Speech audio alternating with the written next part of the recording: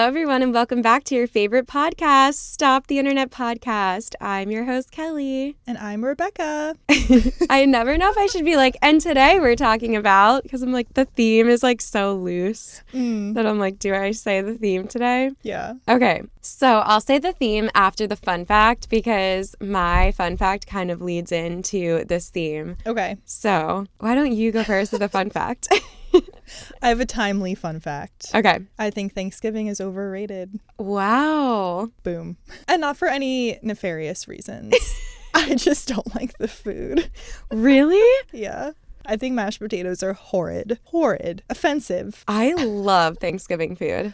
Everything? Well, I'm vegetarian, so I don't eat the turkey, but love the mashed potatoes, the stuffing. Oh, no. Get that? It's so offensive to me. It's so good. How do you not like it? I feel like my family, they're really good cooks. Like the flavors, I get it, I guess. But for me, I just prefer every other kind of food. Wow, this is crazy. Okay, so interesting. Give me pizza. I'm like, can we eat the Thanksgiving food more often throughout the year? Of those. Yeah. I feel like people are either one or the other, to be honest. I love the cornbread. Mm-hmm. Cornbread slaps. I love cranberry sauce. That's the one thing I do love, yeah. I do not. Do you have it in the jar or homemade? It depends on who comes to my Thanksgiving that year because my mom would always just buy it in the jar and then my aunt would make it. Well, she kind of just used blueberries one year, I think. Or it looked like maybe she used both. Interesting. It just looked like blueberries though. If you make it, you just put a crap ton of sugar in it and orange juice and it tastes like dessert basically. Okay. I think that's why I like it. Do you like the desserts? Do you like the pies? I'm not a pie gal. I do make them and they're good because, they're good.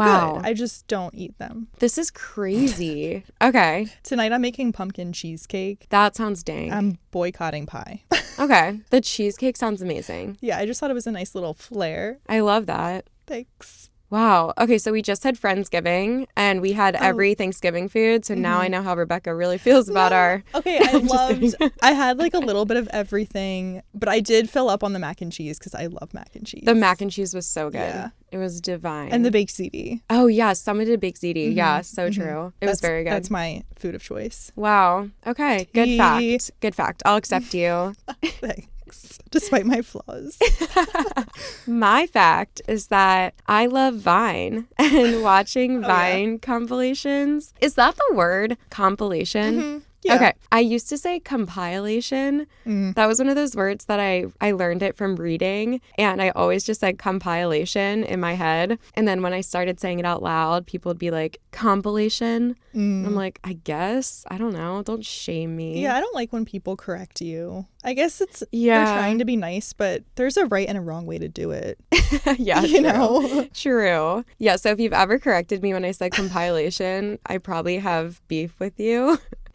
But we are not cool. Yeah, exactly. But on Friendsgiving, my sister and I had all of our friends over to our house and we started our day with watching Vine compilations because a lot of us have the same humor. Do you think that's funny? Yeah, I did. Yeah. Okay. Some people just do not laugh at all. Like they just do not think it's funny at all. I, on the other hand, watch all the videos that are called like Vines that saved my life, Vines that keep me up at night, Vines that I think about every day. Those are the things that I find the most joy in. Yeah. Yeah. The only Vines I don't find funny are the ones where people get hurt. Oh, yeah. It's like America's Funniest Home Videos. Yeah. I don't get that. Those are not my faves. I like the ones that have iconic one-liners in them. Yeah. What's the Kyle one? Kyle. Wait, the one that's like, step up. Step the fuck up. Yeah. My cousin went to Syracuse and she said that before her and her friends went out every weekend, they would stand in a circle and do a Vine circle where they all recited a Vine. And I was like, I should have transferred because that seems like my dream. A Vine club. Yeah. Imagine. My dream. I also love the Vine where the little kid is like, Rebecca, it's not what you think. And nobody gets that one. It's so niche. But then when I became friends with Rebecca, it was all I thought about. So I introduced everyone to that Vine. They all liked it. You did.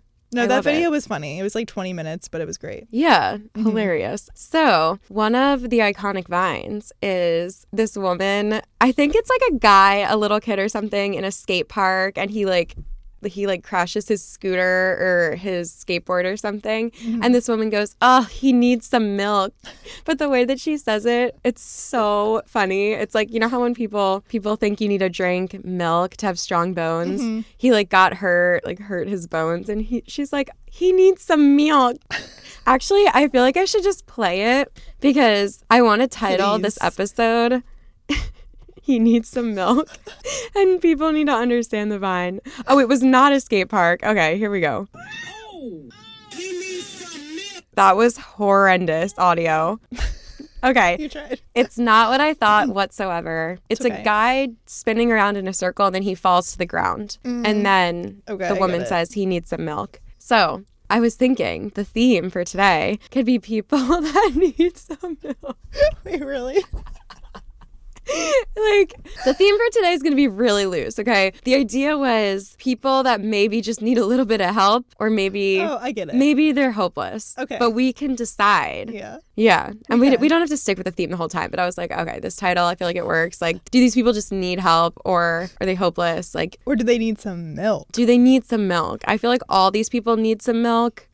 Yeah. We'll decide. Yeah, we'll decide. I like that theme. Your brain. Love it. I'm following. Love. Okay, let's do it.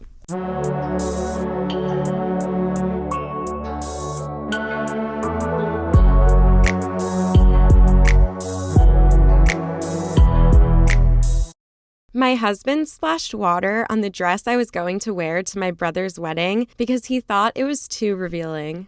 He needs some milk. Is that it? No. Oh.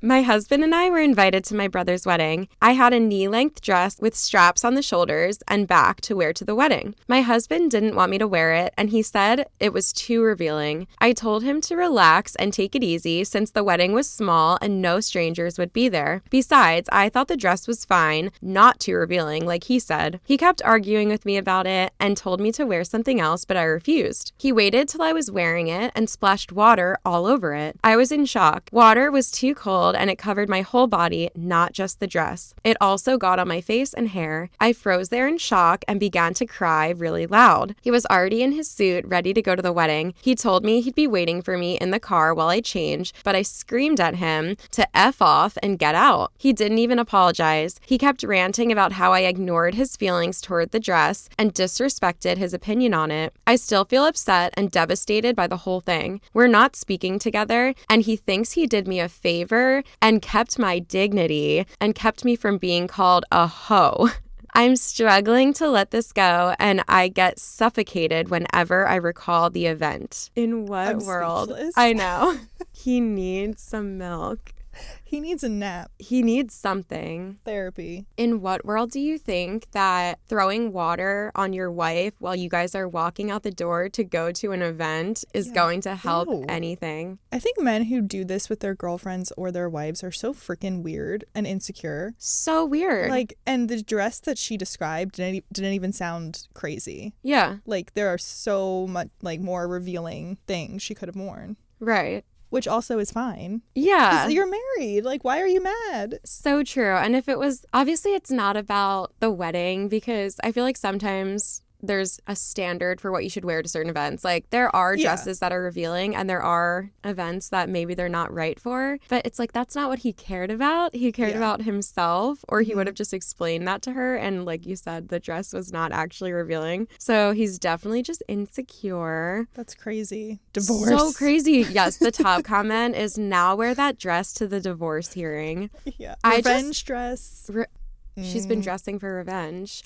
She would literally be dressing for revenge. Oh my God. I think he's absurd. Like, but what if you had a very healthy relationship and this was the first thing your husband did like this, and it was out of character for them? I just would like to think I would know he would do something like that before I got super involved with him. Yeah. But I mean, maybe people not. People can shock you. Yeah. People, have you ever seen that movie Enough? No. With J-Lo? No. Oh my God. Well, we don't have to get into it. But she marries this guy thinking he's like, you know, the perfect man, so nice, compassionate, etc. And then he turns out to be like a crazy stalker trying to murder her.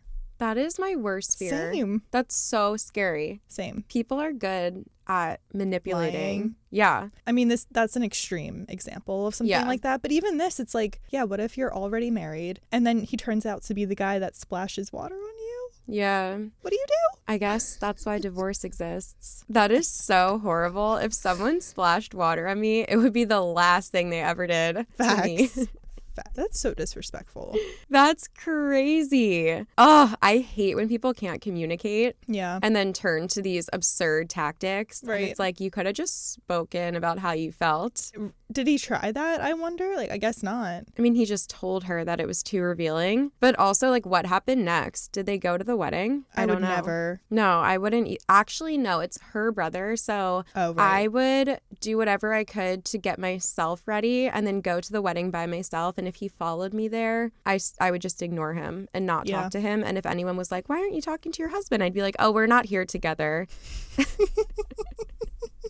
Like switch tables. Yeah. Tell my brother to change the seating chart. Put us at different tables. I would not speak to him. That I can't. That's horrible. Horrible. What a loser. Yeah. So does he need milk or is he hopeless?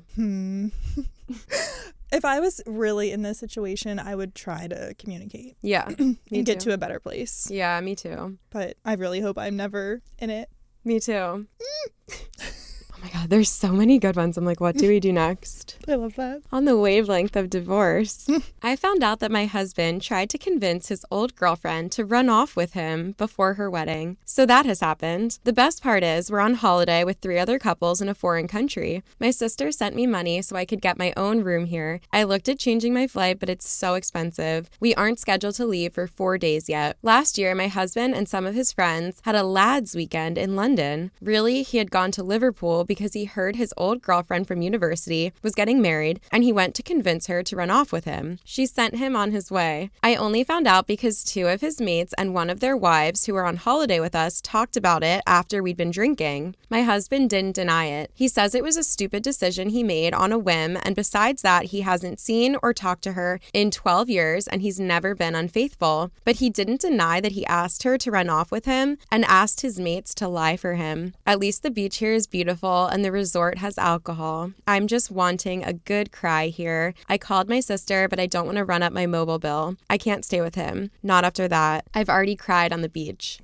I feel like people love a what if situation. Like, he's happy with his wife, but in the back of his head, he's like, what if I do successfully break up this wedding and then she wants to be with me? Yeah. And it's like an exciting adrenaline rush, I guess, kind of a thing. Like, I do think that's common.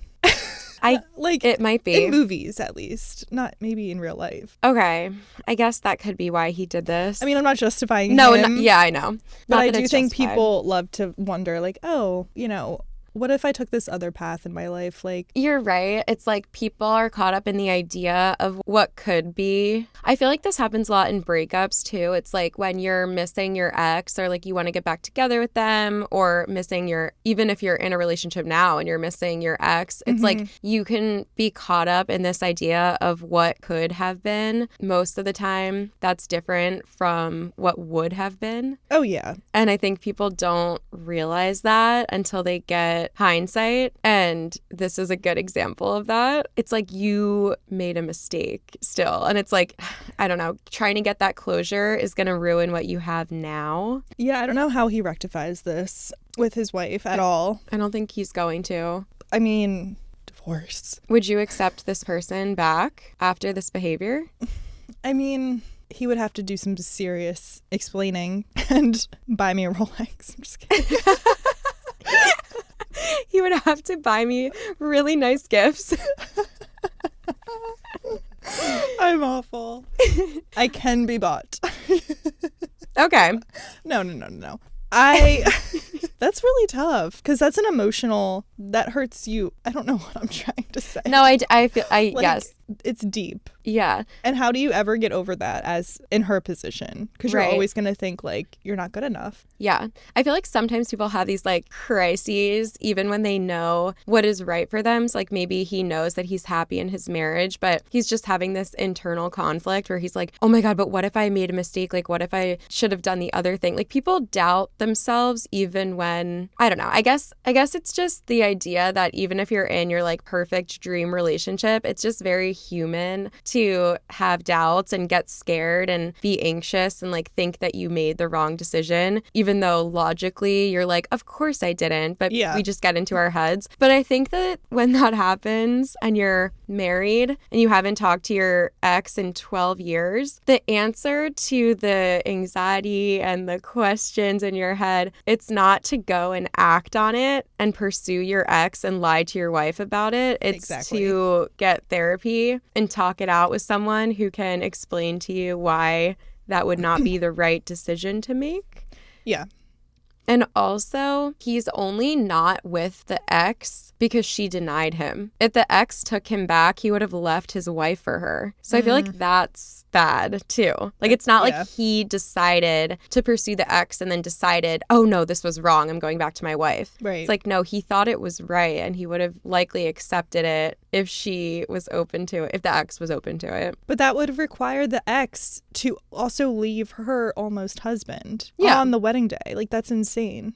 Right. But I guess it's possible. That's what he wanted. Like, he has to be a serious narcissist to think that he could break up a wedding from an ex from 12 years ago. But some people marry people and never actually, like, yes, that's true. But I'm sure this has happened where people are planning to get married. Maybe they're like settling and they never truly healed or got over their ex. And they're like, oh, I'm just going to get married because this guy is here now. But like, this is so problematic, but I see TikToks all the time that are like, there's like jokes about when somebody's making fun of your ex and you're like, okay, that's enough. That's enough, because you know that you're secretly going to get back with them. Really? Like, I have seen so many TikToks about that. Or like when it's like people be like, when you're making fun of your exes with your current boyfriend and he goes a little bit too far because you know that's your soulmate. Like, that kind of vibe. Weird. And I'm like, I hate that. Yeah. I miss a lot not being on TikTok, I guess. Yeah. I just have been open. Like, my mind has been opened to so many things that I didn't think existed. Right. And a lot of them are relationship problems that I'm like, I didn't know I could have that problem in a relationship, but now I'm scared I'm going to experience it. And all the comments are like, oh my God, this is so true. And like, so many people are like I've seen TikToks of girls being like, me on my wedding morning, if my situationship from 10 years ago were to show up and ask me to run away with him. And it's like them like running down the street. Dead. And I'm like, why do people think this? That's like The Notebook, kind of. Is it? I don't even know the plot of it. Did you ever see it? I saw it like one time in high school and I didn't really like it that much. I mean, it's kind of depressing and cliche a little bit. Yeah. But yeah, basically she is like, I forget if it was her wedding day or if she was just trying on dresses. I think it was her wedding day. And she sees like the newspaper article, which happens to have her ex on it. Oh my God. And then she like faints and it's a whole thing. And she does end up leaving, plot twist, her soon to be husband. Yeah. For her high school lover. Yeah. And they do live happily ever after. That's why I'm thinking like the ex isn't necessarily a narcissist because he, like, maybe they're all fucked up. Maybe he and the ex are fucked up. I don't know. The ex obviously isn't because she said no, but there's a chance that she could have said yes. But you're really banking on that chance when you're already married to someone else. Oh, yeah, I know. I think the guy is horrible. Like, what he did is so fucking stupid. And, like, how can you think? Well, I guess no, not how can you think that it would go any other way? Because, like, maybe he saw The Notebook and he was like, oh, I can pull one of those. Yeah. I don't know. People do crazy shit. I guess. Like, I just feel like if the wife, or I feel like if the ex took the husband back, that wouldn't be that crazy. I know, but then think about the current wife. Like, where is she in all of this? Oh, no, I know. That's why I brought it up. Like, I feel so bad. I feel so bad for the wife. Right. And then in 10 years when he's with his ex, he's going to be like, oh, where's my wife? And then go find her. Maybe. He's never going to be satisfied. Yeah. He's one of those. He could be. That's quite possible. But I think it's horrible. And I think the wife should divorce him, though, because if I was with someone that was even entertaining the thought of being with anyone else, especially an ex, I'd be like, you want to be with her? Go. Bye. I'm going to have to dusty my way to a resort. At least I would hope that I would say that. I'm like, yeah, I would do this. And like when it comes down to it, I'm like, all this advice that I give on this podcast, I'm like, I know, same. When's going to come the time when I actually have to take it? Right. Never. Yeah. Hopefully. But when it applies to me, none of this advice is relevant. But for everyone else, leave him. This is for you. Yeah. Leave his ass. I think he's horrible. And I think you're right. Even with, I don't know, it just seems like he may never be satisfied. I mean, there's a lot of people like that, I feel. My question was about this one. It's like, could he be helped? Like, is there a chance he's just going through something and he made a mistake when he should have gone to therapy about it? And it's like, if this was the only bad thing that ever happened in your relationship. Yeah, like, I'm not trying to be like pro-divorce, so let me rewind. I do think there are steps you could take. Couples therapy, for instance. Yeah. Like severe couples therapy. Yes. Maybe a retreat. Yeah. Yeah, I think that therapy could help them. I don't know. That's so sad. Because he might just be going through, like you said, a crisis and... Yeah. And he just did this extremely drastic thing. And he was on a lad's weekend. Who knows what they were saying. No, he lied to her. Oh, that was all a lie? Yeah, he said... Not the lads. She said that he was on a lad's weekend in London, but really he went to Liverpool because his old girlfriend was getting married there. Oh, so that makes... Okay. So... whether he was on the weekend or not, he told the wife he was on a weekend, but it's like, I don't know. Or did you go alone? Did your friends go with you? We don't know that. I still think couples therapy could potentially work this out. Yeah. Okay, maybe he's not completely hopeless while we're really giving the benefit of the doubt. Well, divorce is expensive. It is. And just horrid. Yeah. I keep saying horrid. I love it. I have like a new word every week where I say it a ridiculous amount and then I'm editing the podcast and I edit out these like little clips because I'm like, I've said that word 72 times in the past 30 minutes. It happens. Yeah. Okay, I think he needs some milk. I was going to say milk, yeah.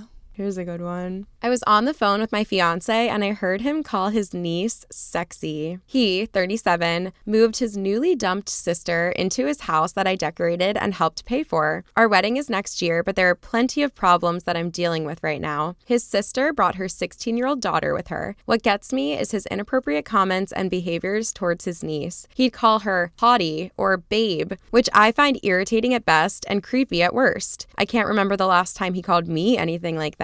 The niece sunbathes in a thong in front of him, and he doesn't see an issue. He always sits her next to him on the couch and wraps one arm around her. He always makes elaborate dinners for her and her mother, while I get fast food that I pay for myself. He brags about his niece's figure and says that she could make a ton of money if she becomes a sex worker. I was stunned he said this in front of us. He even goes to parties thrown by his sister's friends. Yesterday, he was talking to his niece while on the phone with me. From what I understand, she was showing him a new dress that she bought, and I heard him call her sexy. I had to hang up because I felt uncomfortable. We were discussing important stuff about the wedding, but he wasn't focused and was obviously distracted. I'm not sure that I can take much more of this. Their dynamic gives me chills, and I can't seem to get over it. Very uncomfortable and very concerning. He's helpless. That's bad. That's really... I have a pit. That is so bad.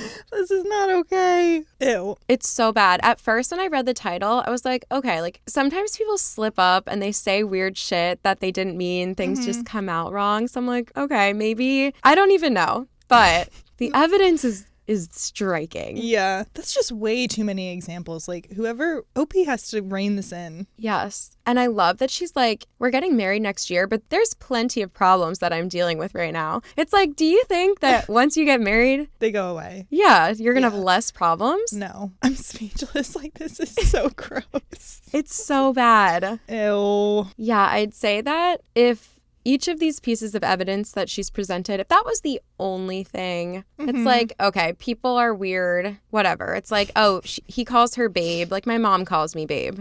She sunbathes in a thong. I mean, I probably wouldn't choose to do that in front of my uncles, but... some people do that, I guess. I'm like, okay, some people just have different boundaries, but all of this together, it's very problematic. Yeah. I think that she obviously loves him so much. I don't know. I just think about when you like a guy and there's red flags and you just like them so much that you're like, oh, the red flags, just like rose-colored glasses. Like, you just ignore them. Maybe she's doing this a little bit with him because if she wasn't, she would have already left him, right? And also, another thing I just thought of, if he's acting that way with his niece, what's he doing with someone like at the bar? Oh my God, so true. I mean, geez. Yeah. This guy has no scruples. And also, it's like maybe he isn't even doing it, like in his mind, maybe he is just doing it out of kindness or like trying to support the daughter, like maybe, or the niece, like maybe he loves her so much and he's like, oh, you know, she's so beautiful. Like, even if you have good intentions, that is so fucking weird. And the fact that you can't see that is problematic. But I don't think that's the case. I think he's just incredibly creepy. Yeah.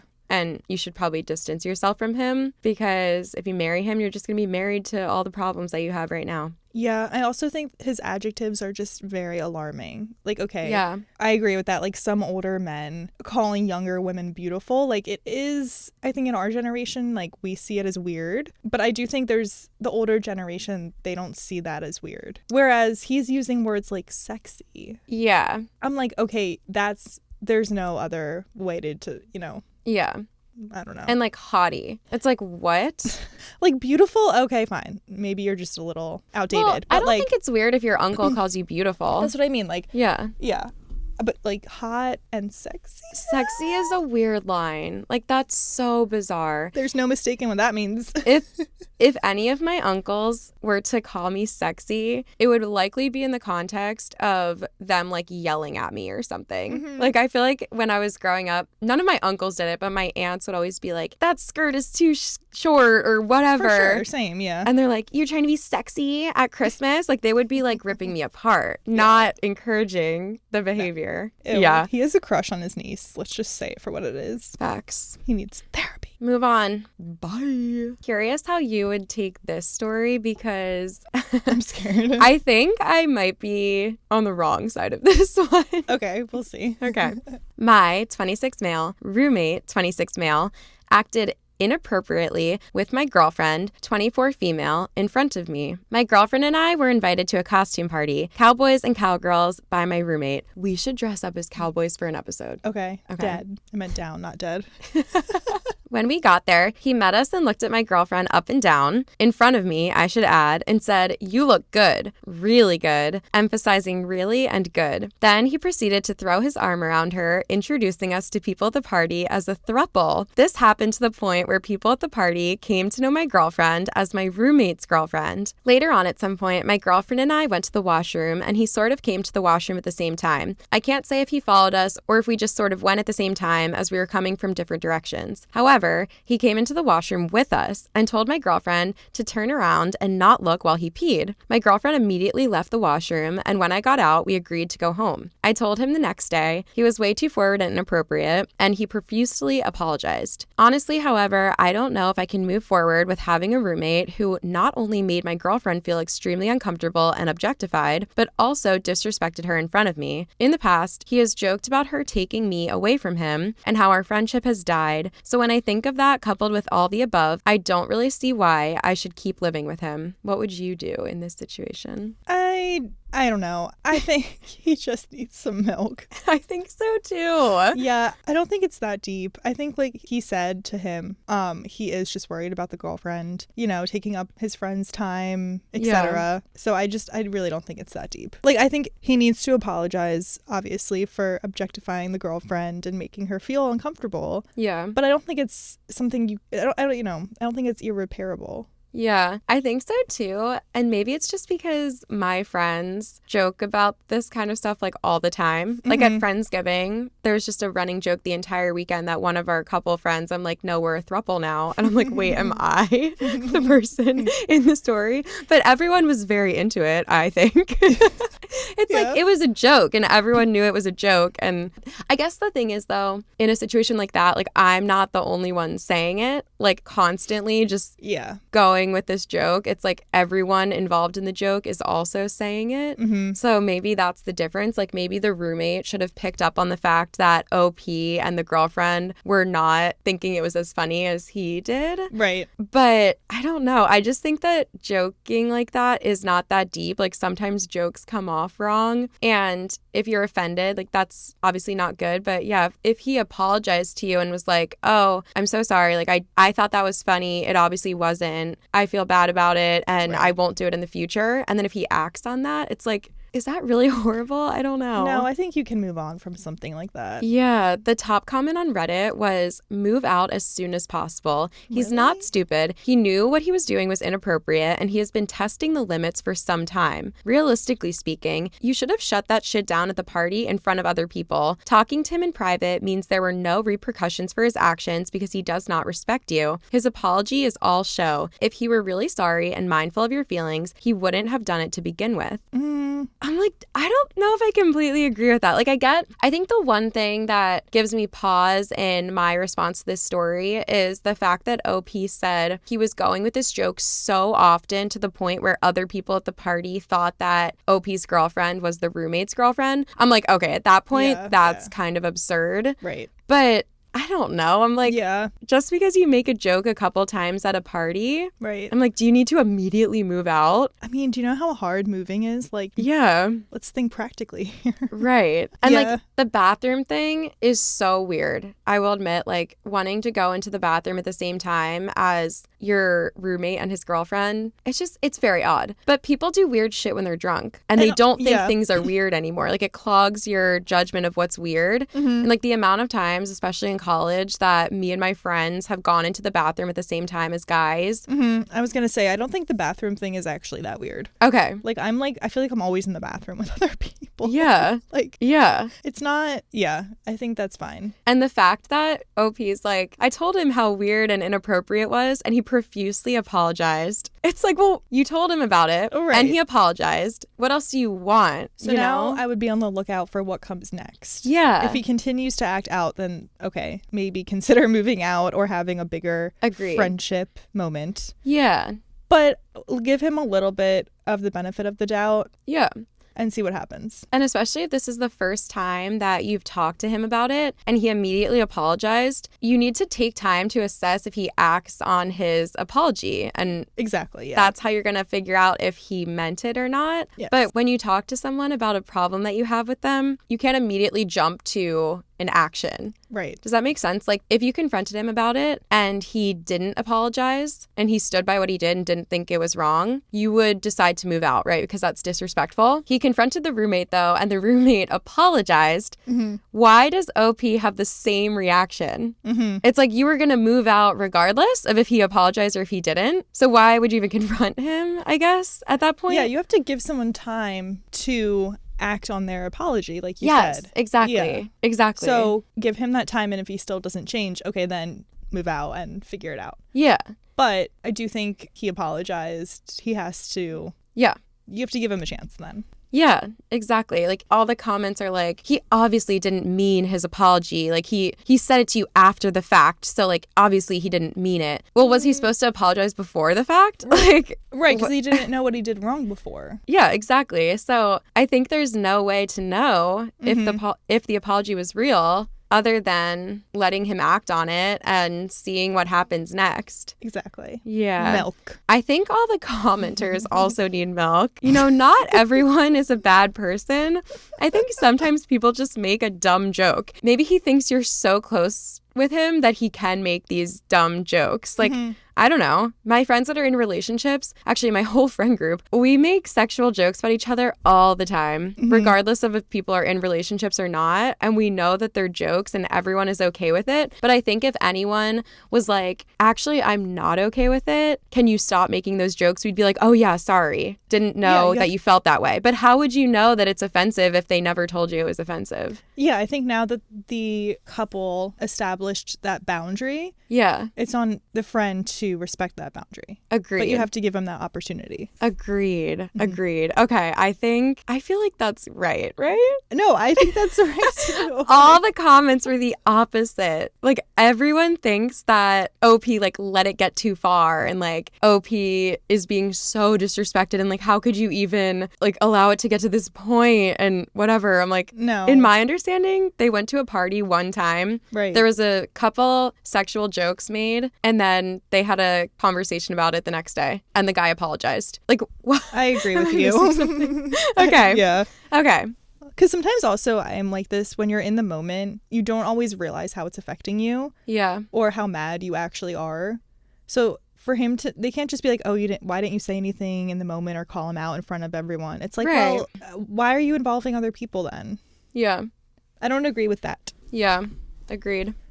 I think we gave the right advice. I think we're right?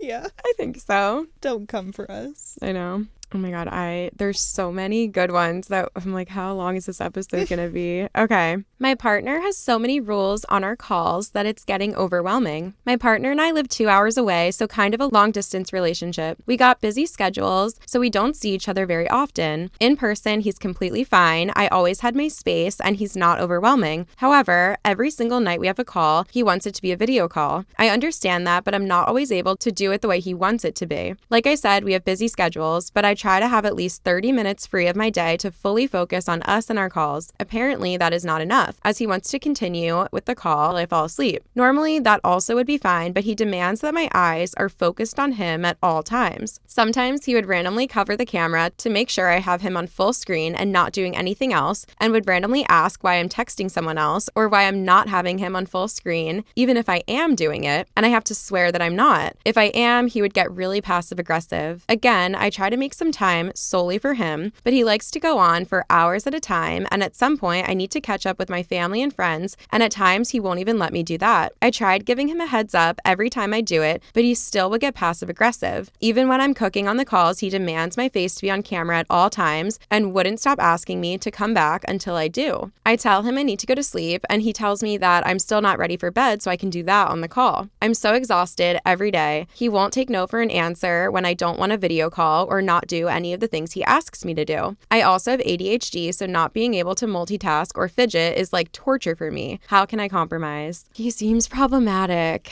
Break up. Yeah. He seems just really insecure to me. Yeah. The full screen thing is the biggest red flag to me. Like, yeah. Who are you, what are you looking at on your phone? Or like, why are your eyes in a different place? Yeah, like why are you texting? Why are you texting while we're on a call? Because you want to talk to me for hours. Am I just not supposed to text someone back for hours at a time? Yeah. Every single day. Oh, this does seem very problematic because while it's possible that he just misses you and maybe his love language is having each other on a call for hours of the day and not taking your eyes off the screen the entire time. But from what you've written, it seems like that's not your love language. So maybe there's a person that shares the same love language that is meant for him. But at this time, if he is unwilling to hear you out and act on what would make you comfortable on the calls, I feel like he's not compatible with you. Mm-hmm. And it's very weird that when you try to communicate your needs and your wants, he gets passive aggressive. Yeah. Like if someone couldn't communicate and they would be passive aggressive to me, I'd be like, I don't have time to entertain you. Mm-hmm. And it's like, if you don't want to, I'm just like, how much? Okay, you guys, I'm so sorry. I'm going to try to keep an open mind, but I've been single for so long that when these crazy things happen in a relationship, I'm just like, how could you possibly like someone that much that this is not a deal breaker? Yeah. And how could you not think there's something better and you're just going to put up with it? Yeah. It's wild to me. People do that all the time. I would also argue that 2 hours isn't that long. I'm sure they still see each other every weekend. Wait, what do you mean it's not that long? Like she said it's a long distance.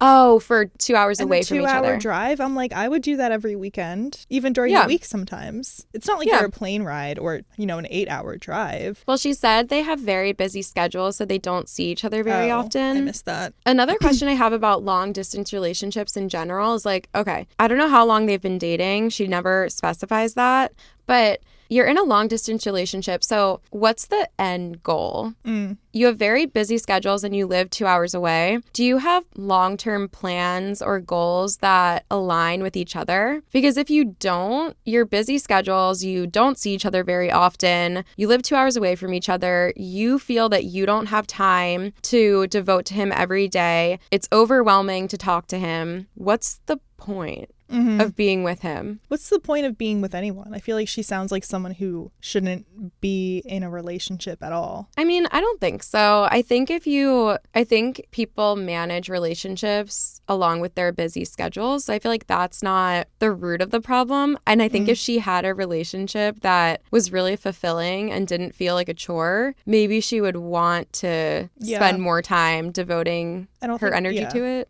Yeah. He's not the one. Yeah. And it's very concerning that he doesn't want her to spend time catching up with her family and friends. It's like if someone's trying to pull you away from your family and friends, that's a raging red flag. It sure is. Yep. Yeah. He seems very controlling, telling you have to look at the screen and it has to be full screen. I'd be like, buddy, don't tell me what to do. Yeah, not like a 2-hour-long phone call or whatever it was. It's just unreasonable, too. Like, it's one thing if you guys have an honest communication and the guy's like, hey, I know we're long distance, so it would mean a lot to me if we could devote a certain amount of time every single day to talk to each other and be fully present on the call. But the next sentence in that conversation should be, would that work for you? And if so, how much time each day do you have to devote to this conversation? And then you guys need to come to a middle ground. And if you can't come to a middle ground, I think that means you're not compatible. Agreed. Move on. I don't think we have enough context to know if he is completely hopeless or if he can be reasoned with. But based off of just the few paragraphs, he does seem controlling and it's scary. And I would say move along. I would say hopeless. Yeah. Sad. I mean, not really. No. It's sad for OP, but it was a lesson. And she sounds already kind of over it. Yeah. A little bit. So I think she'll be just fine. Yes, agreed. My boyfriend just told me he saw a hot girl and didn't talk to her or anything. It's like, okay. So this is my first time encountering something like this, so I'm a bit inexperienced facing this kind of situation. Today, my boyfriend, 34, after being in the gym last night, suddenly told me, 28, that he was at the gym and he saw this hot girl trying to work out next to him, and he didn't talk to her or anything. All he could think about is how she's not me and how much he loves me. I was a little taken aback by it, so I replied, I think I missed the memo. Was I supposed to applaud you for not making a move on a girl that you find attractive while being in a relationship? What's the best way to respond when your boyfriend tells you this? I'm honestly not sure whether I handled that correctly or if I acted too emotional or insecure. What would have been the best response to that? Maybe next time I can be more mentally prepared. I think this is giving when you're in high school doing something that you shouldn't be doing. And so you call your parents and you're like, Mom, come pick me up. There's alcohol here. So then in the future, when you drink alcohol, your mom's going to be like, oh no, she doesn't drink because she calls me every time there's alcohol and I pick her up. Oh, okay. I see. It's like giving this reverse psychology vibe. Okay, yeah. I don't think this would bother me that much. Really? To be honest. Okay. Interesting. I think I was too swayed by the comments on Reddit. So tell me your opinion. No, what did the comments say? Wait, tell me yours first because I want an unbiased opinion. Because I just think it's like human nature almost to just recognize when people are attractive. Yeah. Like if I was in a relationship, I would hope it would be secure enough where I'm like, okay, if the guy is like making comments about other women, not a lot, but like, here and there, I guess, like I just don't think I would care. Because I'm like, I know that he's with me and he loves me. Yeah. Like, is that naive? I guess the way that she saw it is that, she's like, should I be applauding you whenever you don't hit on somebody else? You're right. Maybe he did have just like neutral intentions. Like maybe he was just like, oh, I saw this hot girl, but no one's better than you. And she's like, well, I don't know. I don't know either. Like if you're with someone and I'm trying to think of like a girl that every guy finds attractive, like Emrata walks down the street, like he would probably check her out. And would that bother you? No, I don't think so. But like I think I can see where she's coming from when she's like, am I supposed to applaud you? But it's possible that he did have good intentions and he was trying to almost reassure her, but it had the opposite effect. Like he was like, oh, I saw this hot girl, but it only made me think about how much I loved you. And in his mind, he's like, oh, this is going to make her feel so good and reassure her that regardless of hot girls, I still love her. But in her mind, she's like, do you want a fucking prize? Yeah. And I'm like, maybe that was just a miscommunication. I guess the weird thing to me in this situation is that he even told her to begin with. Because if you're with her and he's checking someone out, it's like obvious. And but the fact that he saw a girl at the gym and felt the need to be like, I saw this hot girl, but I only think of you. It's like, you didn't need to tell me that. I think in his mind, though, it's possible that he was like, oh, this is so cute. You know, I see these hot girls and I only think about my girlfriend. And I just want her to know how much I'm thinking about her, even when there's other people around me. Maybe that's what he thought. Maybe he's But like, you see nice hot person. people every day. You don't need to be like sharing that. That's how OP sees it. So would it annoy you if your partner said that? I don't know. Maybe. But I don't think it's that deep. Okay. To be honest. The comments on Reddit were, seems odd in my opinion. Based off of my experience, I know some people tend to say that and they end up doing it anyway, or they just aren't being truthful with their feelings. It feels ingenuous to me. Hopefully he was just having a eureka moment.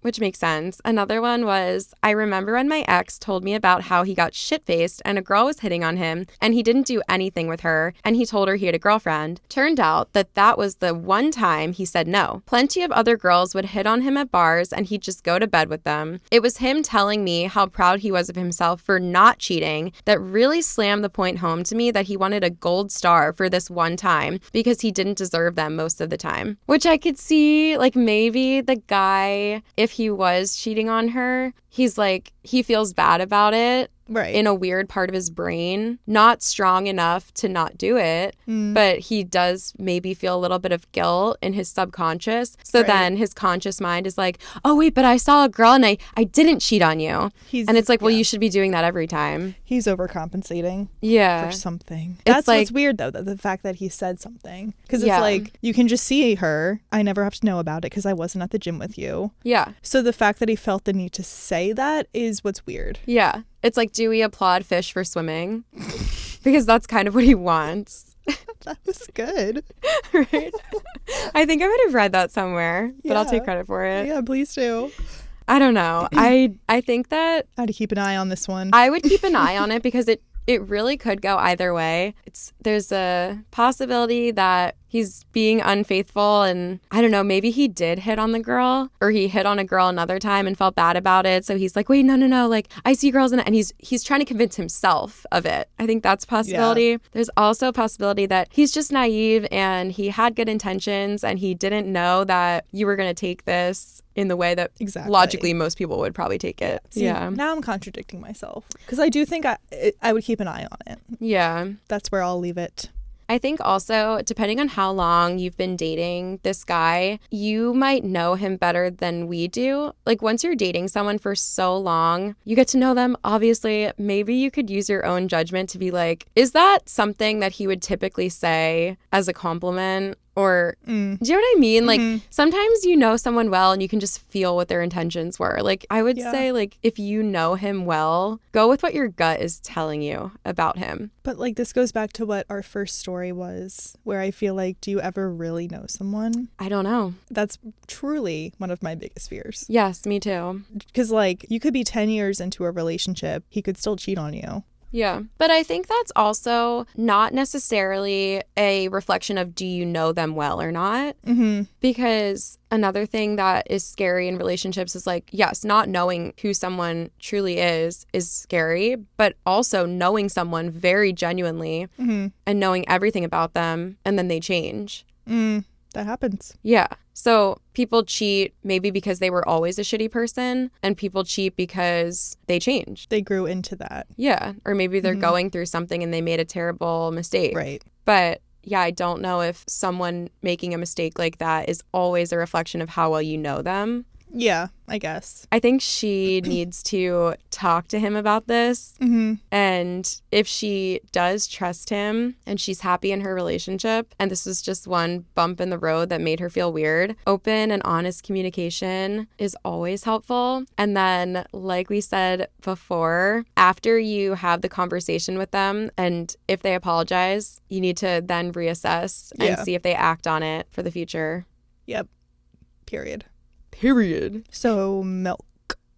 Yeah. Ish. I think milk. I love this topic. It's so funny. I'm just thinking about when we cut these stories up and they'll go on YouTube with just like, my boyfriend said this weird comment. And at the end of all these videos, we're just going to be like, milk. Yeah. So if you're watching this on YouTube and this is just a clip, watch the full episode for context as to what milk means. Yes, necessary. Am I the asshole for refusing to babysit my brother's kids? My brother and his wife have 2 toddlers, aged 3 and 2. Due to recent divorce and financial difficulties, I've been living with my brother and his wife for the past couple of months. His wife is not a fan of me staying with them, but she tolerates my presence for the sake of my brother, as I can tell. That, though, doesn't stop her from ordering me around the house and assigning me things to do, as if I'm her personal servant. My brother defends her treating me like that and claims that I should do my part too. I already do. But he claims that I don't do enough as a person who lives here too. To the point, my brother's wife had a horrible stomachache the other day and my brother wanted to take her to the doctor. They asked me to watch the kids for a couple of hours until they come back and I refused. I said I don't want to have this responsibility and that they should either take the kids with them, call an ambulance so the wife can go to the hospital and he can stay with the kids, or call our parents or her parents for help. My brother said, but you're right here and we are in urgent need. Please. I refused again. I said, not my kids, not my problem. They ended up taking the kids and driving them to my parents until they came back. My parents called me and said I was being ridiculous for refusing to help. I reminded them how I'm not responsible for these kids and I don't have to be. We had an argument about it and they said my brother is very pissed and I should be on my knees apologizing to him and his wife when they return. They came home and my brother told me I have 2 days to pack my stuff and find somewhere else to live because he's done with me being a parasite in his own house and villainizing him and his wife for expecting the slightest help and contribution around the house, and that I crossed the line in this time of emergency and put my ego above their need for help. I defended myself and I honestly don't believe I did anything wrong. I said they have the right to disagree, but they have to respect my thoughts and feelings on this as well. He insisted I have 2 days to either get my shit together or leave. I called my parents, crying about what my brother and his wife were about to do, and they sided with them and said that I had it coming. Was I really an asshole? Can we say it on 3? 1, 2, 3. Yes. Okay, good. Oh the way that you looked at me, I thought you were going to go the other way. Okay. I don't know. Yes, that's really the ego. I'm like, where do you get off living in their home and refusing to do any of the things that they ask you to do? They're doing you a huge favor by letting you stay there. Mm-hmm. The least you can do is respect their boundaries and help them out in a fraction of the way that they're helping you out. And in an emergency situation. Yeah. Like, I don't think that's taking advantage of you at all. That's so true. Like, even if you didn't live there, if your brother lived down the street from you or even remotely close to you and was like, I have a huge medical emergency with my wife, can you watch the kids for a few hours? Yeah. Even if you don't live together, I feel like the polite thing to do if you're absolutely doing nothing else and you have a good relationship with your family is to just do the favor. Mm-hmm. It's not like they ask you all the time to do these huge things. Yeah, no. They're asking you to clean or like pick up after yourself. That's absurd. I would kick him to the curb, brother or not. I know. I feel like the brother and his wife have already talked to OP about it. Mm. Like,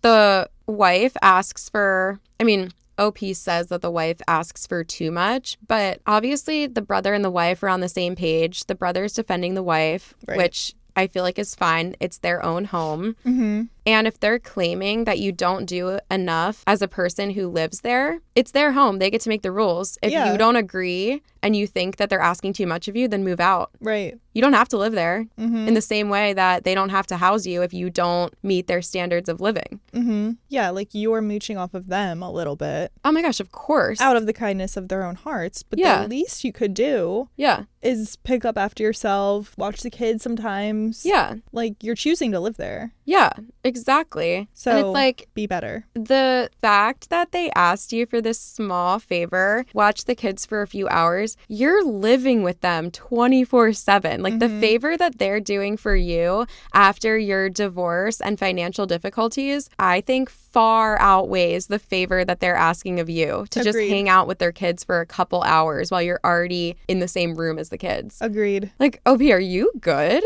And it's your brother. It's your brother. It's not, I mean, not that it would be better if it was a friend, I guess, but like the fact that it's blood, like, come on. And the fact that you have a good enough relationship with the brother that he is letting you live with him and his family. It's not like they have a negative relationship with each other, you know? Yeah. They seem to at least get along in the slightest. It's crazy. That's so rude. I think that he may be hopeless because the brother already tried to talk to him about it. And then he called his parents. The parents tried to talk to him about it. It's like, how do you not see at this point? Yeah, no, I think he's a little hopeless too. Yeah. I just don't think it's where you're meant to live either. Yeah. So sad. And also, I would think you would want to move out in order to repair some of the damages that were done. Because if you continue living there, that could really ruin a relationship. Yeah, totally. And it's already kind of on the way there. Yeah, that's so true. And it's like, as people, if you just completely don't see eye to eye on this topic, I think moving out is the only way to maintain the relationship. Or the cut is just going to keep getting deeper and deeper as long as you live with them and continue to disagree. Yeah. Well, now you can't live with them because they're kicking you out unless you apologize and get your shit together. So leave your ego at the door. Yeah. Someone said, gee, no wonder you're divorced. Just rip them apart. Gee. Kind of facts. Gee. I love it. G, comma. Golly gee. Yeah, that's what it said. G-E-E, comma. I want to start saying G again. Same. Geez. Or G's. Geesh. Can I go on a side tangent for a few minutes? I recently made a list of commonly used phrases that I want to start implementing into my daily life. Okay. Just because I think they're funny. Mm-hmm. So one of them is, get a load of this. Like, imagine just using that in your daily life. Get a load of this. You know? Yes. Or here's another one. Get a clue. Or get a grip. That's on my list. It was get a grip / clue. Mm-hmm. Like, I love that. Like, get a grip, OP. It packs such a punch. Yeah, like, get a clue. Get a grip. And then when I tell you a story, I'm going to be like, get a load of this one. Isn't that so funny? Yeah. Here's one more. Beat it, Buster. That is gold. That's like, I don't know why I just thought of The Sandlot. But something like that. Iconic movie. Yeah. Yes. I love The Sandlot. Yeah, it's good. That's the iconic line is, you're killing me, Smalls. Right. Like, it's something like that. Yeah. I love it. I have a list. There's 13 on the list. Oh, let's go.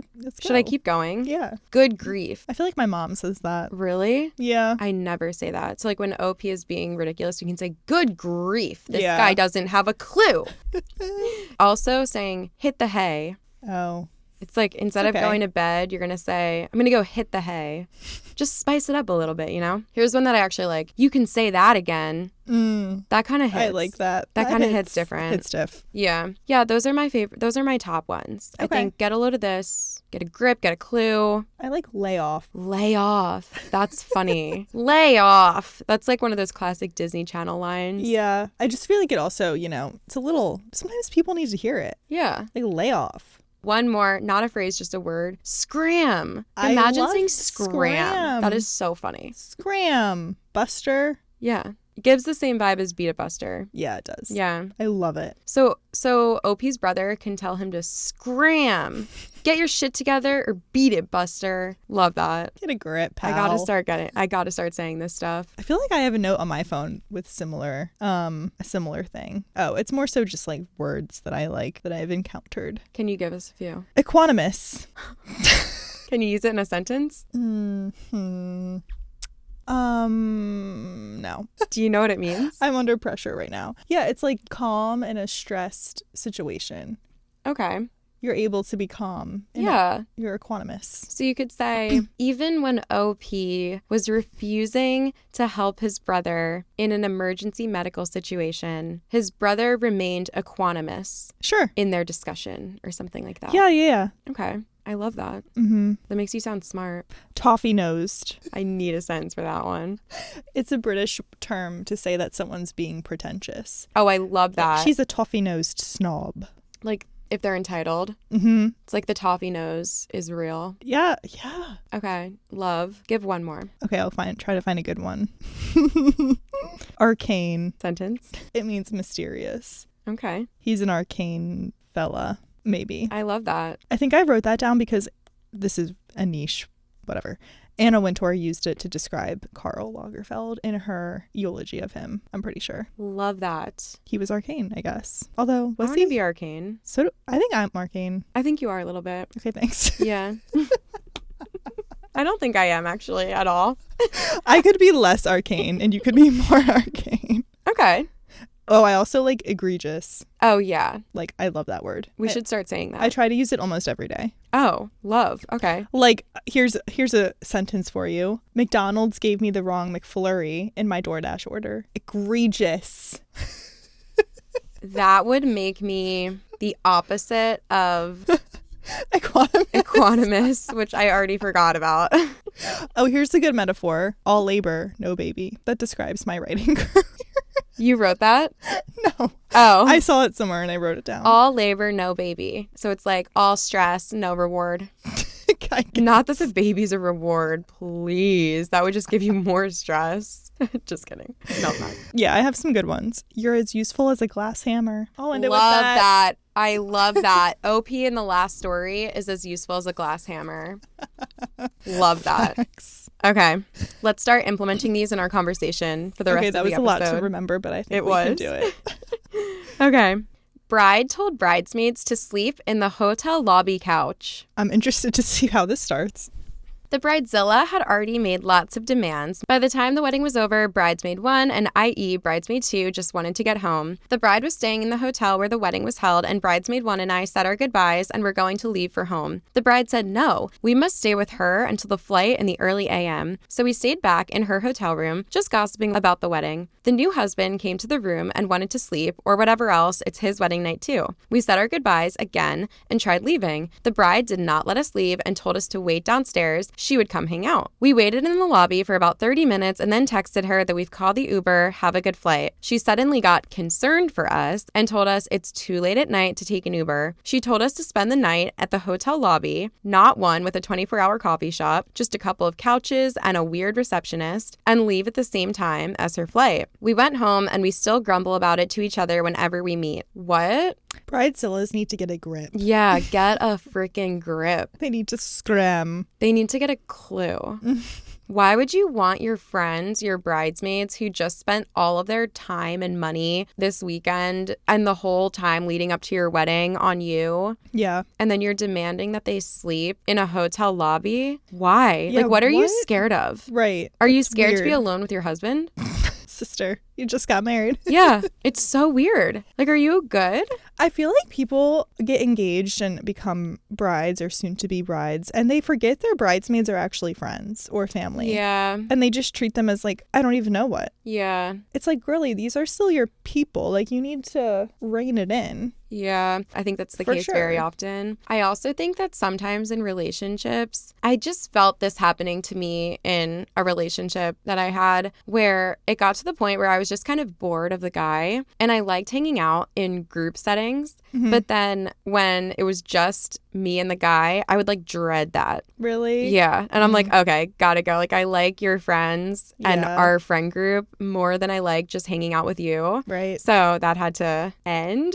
But I'm like, maybe that's how the bride feels. Like, maybe she just doesn't want her party to end. If you marry someone, your wedding night, that's like the peak of your, I don't want to say joy, but that's like the most fun you will ever have. Yeah. So like, okay, maybe there's a possibility she just didn't want the party to end, but like you're only going to settle into this like neutrality with your husband that if you aren't even excited to spend time with them now, you're not going to want to spend time with them in 10 years, in 5 years, in 2 years. That's a good point. Because I do think your wedding, sure, it's like the time of your life. You want to keep it going, after party, but there does come a point where it's like, we got to wrap it up. Yeah. At some point in the night. Totally. It's very odd. That is very odd. Although I will say I gotta watch what I say about weddings because I do think I'm gonna be a bridezilla. But not like to my friends, more so when it comes to how things look. I'm gonna want it to look a certain way. Yeah. And everyone to be, I don't know.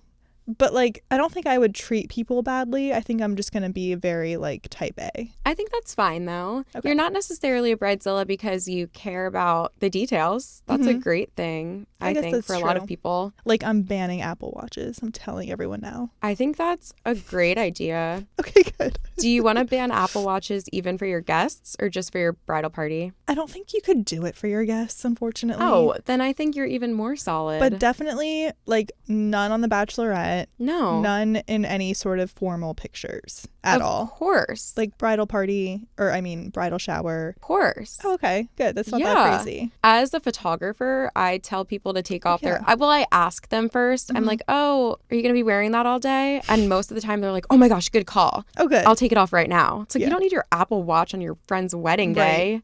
Right. I think that's like asking someone to take off a hair tie around their wrist. It's just unnecessary for today. Like put it in your bag and have it later when you actually need it. An Aura ring. None of that. A what ring? Aura. Have you heard of that? No. It's like a new tracking device, but it's supposed to look sleek and not like a fitness sort of product. So, but still, like I would notice it. I think asking your bridesmaids to take off certain accessories is more than reasonable. Okay, good. And I feel like at most weddings anyway, I see the bridesmaids being like, do you want me to wear this necklace or this necklace? And the bride is like, I don't care. Like, whatever you want. I don't think my friends would care, actually. Yeah. I think they'll ask you, like, do you want me to take it off? Especially because your friends are so positive and wonderful. It's like they would want to take off their Apple Watch so that your photos look better. I actually don't even know if I have friends that wear Apple Watches now that I'm thinking about it. Yeah, I don't wear an Apple Watch. Maybe a couple of them, but like they wouldn't care. Yeah. I also, what was I going to say? Oh yeah, by the time I get married, I feel like who even knows if Apple Watches will be around? That is so true. But just like, I don't know, I'm going to be very particular. Oh, me too. I just know. I think I will be too. Yeah. I'm going to do my best to be a bridechilla, but I don't know if that's going to happen. But I don't think there's a problem with that. The problem is when it just, like, that's crazy, making people sleep on the couch for you. Yeah. It crosses a line. I don't think either of us would cross a line. No. We would just want things to be a certain way. No, that's like just demanding your friends to do something that is completely irrelevant to you and it's only making their lives harder. Yeah. And it's not adding any positive experience to you. Like, it's one thing if you ask your friends for a favor and you're like, will you guys just do this one thing and it'll make my life easier on my wedding day? Like, that's what bridesmaids are for. Yeah. But asking your friends to sleep in a lobby, like your life is not going to change whether they're sleeping in the lobby or whether they're not. Yeah. You're still going to be sleeping in your hotel room with your husband. Yeah, what's the point of that? Exactly. Like, that's not even a favor to ask someone. That's a demand that is so unreasonable and weird. I will say, you made a good point, though. I feel like our friends are very, like, they're just good friends. Yeah. But I forget, sometimes people have horrible friends. I know. It's so sad. It's really sad.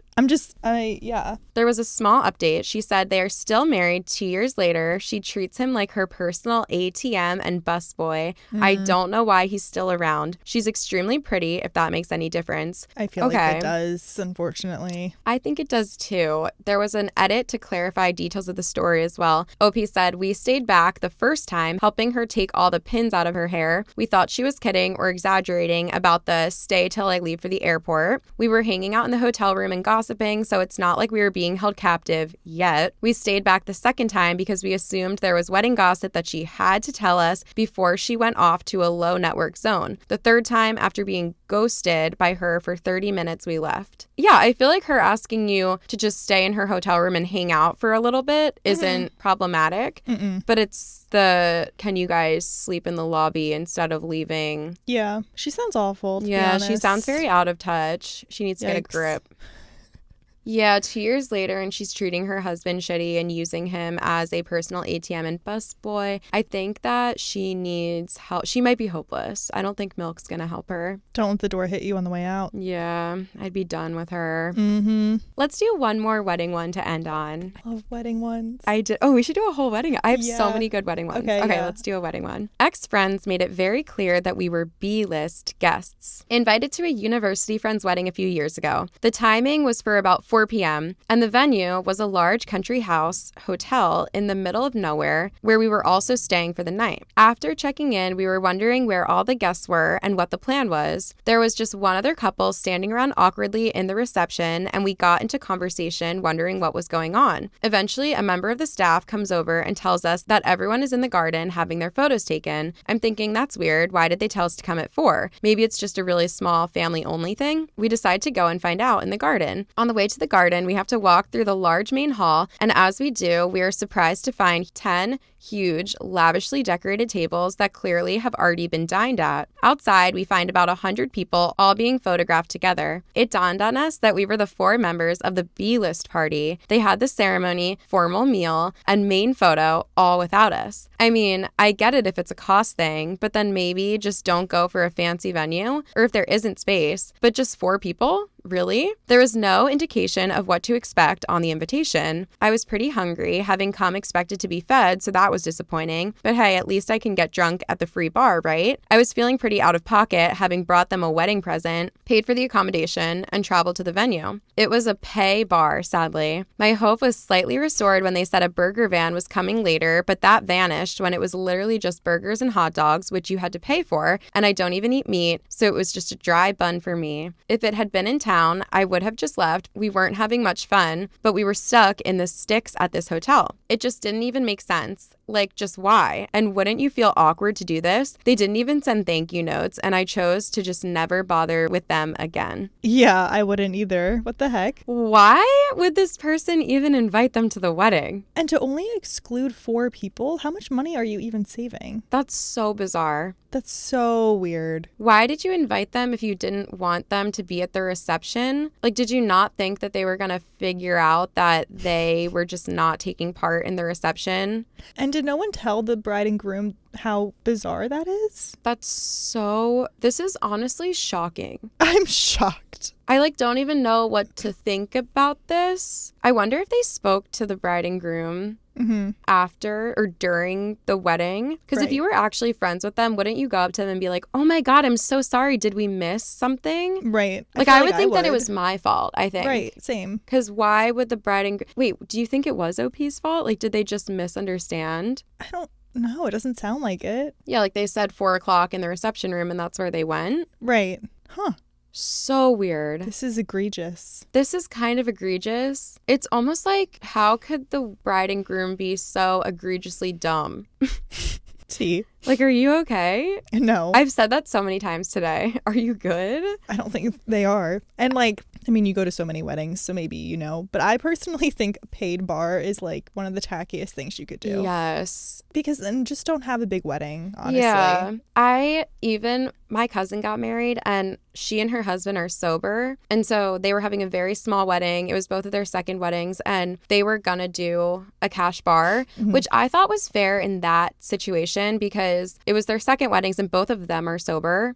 So they're like, we're just gonna have this small party. Yeah. And if you guys guys want to drink, you can. And it was at a hotel, and I just thought it made sense in that situation. And she told everyone going into it. And our family is relatively small, so it wasn't that many people. Yeah. And she was very honest about it and her reasoning. Anyway, my whole family understood. And then she still decided to do the open bar. Oh, like she's really? Yeah, even after everyone was like, oh, it's fine. Like that totally makes sense. She felt bad about it. And she was like, okay, we'll just do the bar for everyone else. Yeah. And I was like, wow, you are so nice. And then people who just want to drink and then they're still like making their guests pay for alcohol. Right. It's just so weird. I know. I think your wedding, it's about you, yes, but like it is about your guests too. Yeah. So I don't know. I think, and the non-vegetarian option in 2022, like, come on. Yeah.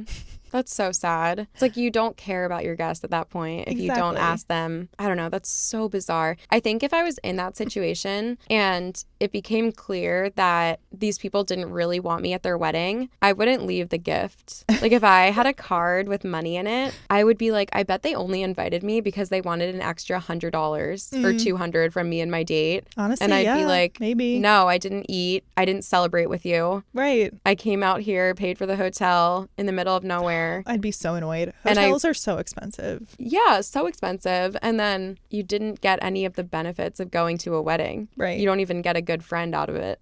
That's why I think wedding, like the people you invite to your wedding, you really need to love them and they need to be good friends. I'm not inviting anyone who's like, you know, kind of just on the peripheral. Yeah.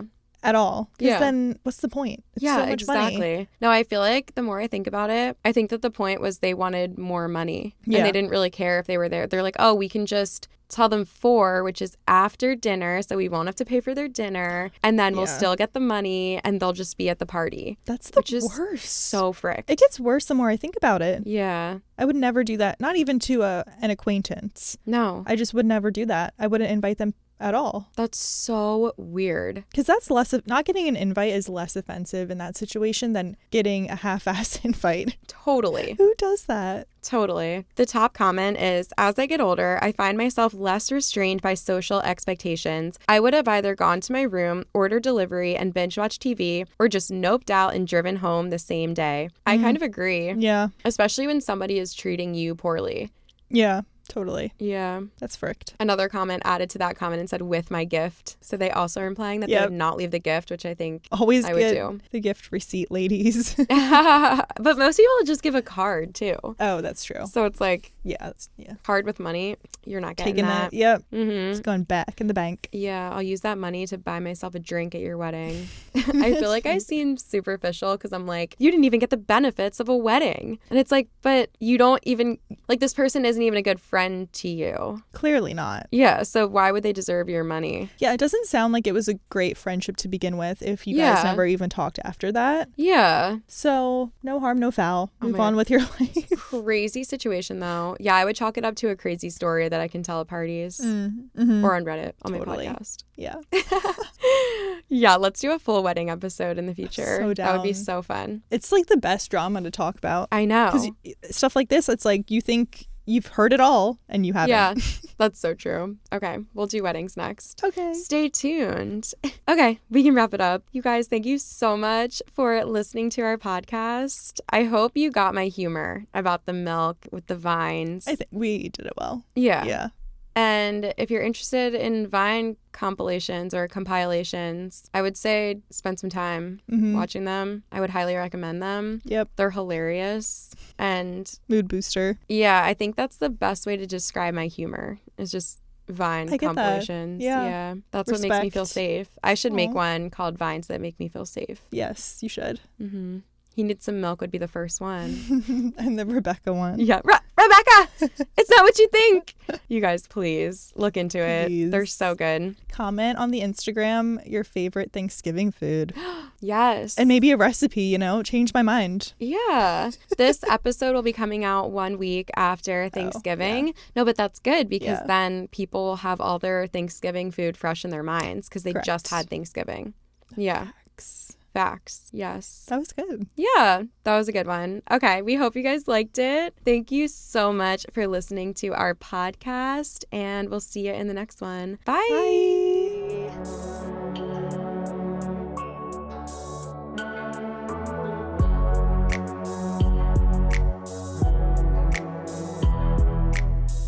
Insert theme song here.